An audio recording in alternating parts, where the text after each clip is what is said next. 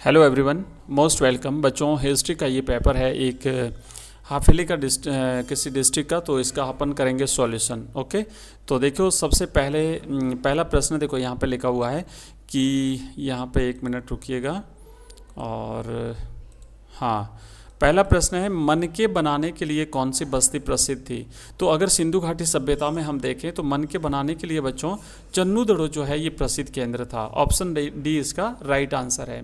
दूसरा प्रश्न है कि बौद्ध और जैन धर्म ग्रंथों के जैन धर्म के आरंभिक ग्रंथों में कितने महाजनपदों का उल्लेख मिलता है। तो बच्चों 18 महाजनपदों का उल्लेख मिलता है। ऑप्शन बी इसका सही जवाब है। नेक्स्ट है तीसरा प्रश्न, मृच्छकटिकम के लेखक कौन थे। तो बच्चों मृच्छकटिकम जो है ये एक संस्कृत नाट्य का महत्वपूर्ण ग्रंथ है और इसकी रचना जो है वो महाराज शूद्रक ने की थी। तो सही जवाब है ऑप्शन बी।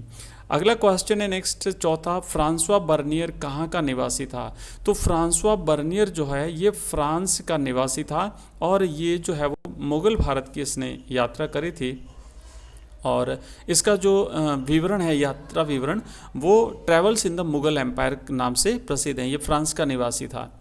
अगला क्वेश्चन है नेक्स्ट पांचवे के बाद में पांचवा प्रश्न है, बासवन्ना के अनुयायी क्या कहलाए। तो बच्चों ये जो बासवन्ना था, जो कि इनके जो अनुयायी थे ये लिंगायत के नाम से प्रसिद्ध हुए थे। ठीक है, कर्नाटक में लिंगायत के नाम से बासवन्ना के अनुयायी। छठा प्रश्न है, विजयनगर साम्राज्य का प्रथम राजवंश कौन सा था। तो विजयनगर साम्राज्य पर 4 राजवंशों ने शासन किया था, जिसका प्रथम राजवंश था संगम वंश और इसके जो संस्थापक थे हरिहर और बुक्का नामक 2 भाइयों ने 1336 ईस्वी में अपने पिता संगम के नाम पर संगम वंश की स्थापना की थी। इसके बाद संगम के बाद फिर आता है सुलु वंश, उसके बाद फिर आता है तुलु वंश और फिर आता है अराबिदु वंश। और ये जो तुलु वंश था, जो तीसरा वंश था, इसके महत्वपूर्ण शासक हुए थे कृष्णदेव राय। अगला क्वेश्चन है नेक्स्ट, अमुक्त मल्लिद नामक कृति किसके द्वारा लिखी गई थी। तो ये थे कृष्णदेव राय। कृष्णदेव राय जो कि विजयनगर साम्राज्य के तीसरे वंश तुलु वंश के महत्वपूर्ण प्रतापी शासक हुए थे। 8वां प्रश्न है, खुद कास्त और पाई कास्त कौन थे। तो बच्चों ये जो है वो किसान हुआ करते थे, खुद कास्त और पाई कास्त। और खुद कास्त वो किसान होते थे जो खुद की ज़मीन पर खेती करते थे। पाई कास्त वो किसान होते थे जो दूसरों से ज़मीन किराए पर लेकर के या दूसरे गांव में जाकर के जो है वो खेती करते थे।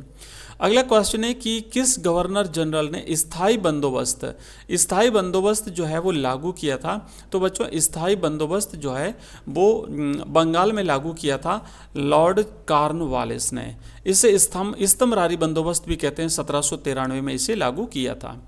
नेक्स्ट क्वेश्चन है 10वां, 1857 का विद्रोह कहाँ से शुरू हुआ था। तो 1857 का विद्रोह मेरठ से शुरू हुआ था। 10 मई 1857 को मेरठ से इसकी शुरुआत हुई थी। अगला क्वेश्चन है 11वां, प्रारूप समिति के अध्यक्ष कौन थे। तो प्रारूप समिति के अध्यक्ष थे डॉक्टर भीमराव अंबेडकर साहब, है ना, BR अम्बेडकर, ऑप्शन 1। अगला क्वेश्चन है 12वां कि अंग्रेज तो चले गए लेकिन जाते जाते शराफत के बीज बो गए। संविधान सभा में यह कथन किसने कहा था। ये सरदार पटेल ने, सरदार वल्लभ भाई पटेल ने ये कथन जो वो संविधान सभा में कहा था। तो ऑब्जेक्टिव टाइप के 12 क्वेश्चन है। इसके बाद में नेक्स्ट जो क्वेश्चन आते हैं लघुत्रात्मक, इनके अपन यहाँ पे हल करते हैं। देखो पहला प्रश्न है कि शंख से वस्तुएं बनाने के प्रमुख 2 केंद्रों के नाम लिखिए। तो सिंधु घाटी सभ्यता में एक तो नागेश्वर और एक बालाकोट, ये शंख बनाने के लिए प्रसिद्ध केंद्र थे और चन्नूदड़ो जो था वो मनके बनाने का प्रसिद्ध केंद्र था। नेक्स्ट है प्रभावती गुप्त जो है वो, प्रभावती गुप्त कौन थी। तो प्रभावती गुप्त चंद्रगुप्त द्वितीय की पुत्री थी और इनका विवाह जो है वो वाकाटक नरेश रुद्रसेन द्वितीय के साथ में हुआ था।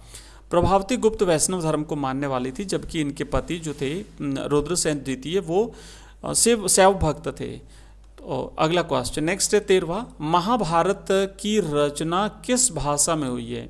तो महाभारत जो ग्रंथ है इसकी रचना संस्कृत भाषा में हुई है।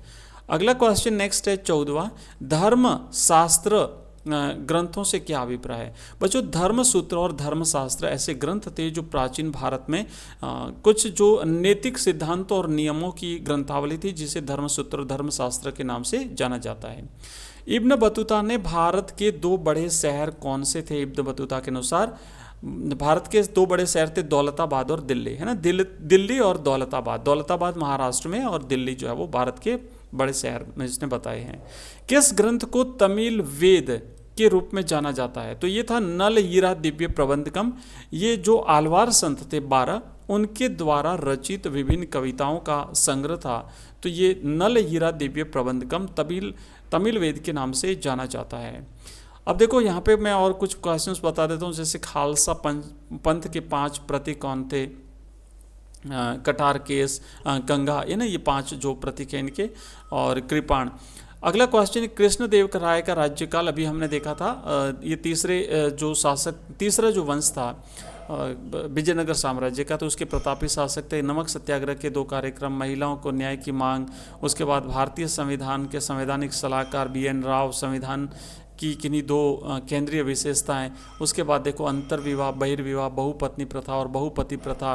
बिल्कुल सिंपल क्वेश्चंस आए हैं। बौद्ध और जैन धर्म के किन्हीं 4 समानताएं बताइए। सांची का स्तूप बचाने में भोपाल की बेगमों के प्रयास, भौतिकतावादियों के सिद्धांत, मॉन्टेस्क्यू का प्राचीन निरंकुशवाद, किताबुल हिंद के बारे में, किताबुल हिंद जो अल-बिरूनी की थी, अरबी भाषा में लिखी हुई, अमर नायक, ये अपने विजयनगर साम्राज्य आप जानते हैं, कणकुत प्रणाली, मुगल कालीन जाति पंचायत, दामिनी कोहो, है ना, जो जमीन का सीमांकन करके वहाँ पे जो इनको बसाया गया था, रेतबाड़ी बंदोबस्त और जलियांवाला बाग हत्याकांड। इसके बाद देखो प्रयाग प्रशस्ति पर आपको टिप्पणी लिखनी है, या फिर रुद्रदामन ने प्रजा के हित के लिए क्या किया था, कबीरवानी, या फिर तजकिरा क्या है, सहायक संधि, और या फिर अवध के अधिग्रहण में ब्रिटिश राज। उसके बाद यहाँ पे देखो लिखा है मोहनजोदड़ो की कुछ विशिष्टताओं का वर्णन कीजिए या चर्चा कीजिए। पुरातत्वविद किस प्रकार जो है वो अतीत का पुनर्निर्माण करते हैं? असहयोग आंदोलन, गोलमेज सम्मेलन। उसके बाद फिर यहाँ पर है भारत के रेखा मानचित्र में आपको दर्शाना है अजमेर राजस्थान में, फिर दिल्ली, फिर दांडी गुजरात में, मैसूर कर्नाटक में, गुलबर्गा। उसके बाद यहाँ पे देखो मोहनजोदड़ो अथवा में करना है आपको, मोहनजोदड़ो, राखीगढ़ी, आलमगीरपुर, रोपड़ और साथ ही साथ दैमाबाद। तो इस तरीके से यह है एक पेपर, और ये इसकी PDF आपको हमारे WhatsApp ग्रुप में मिलेगी। लिंक इसका इस वीडियो के डिस्क्रिप्शन में दिया हुआ है। थैंक यू, धन्यवाद।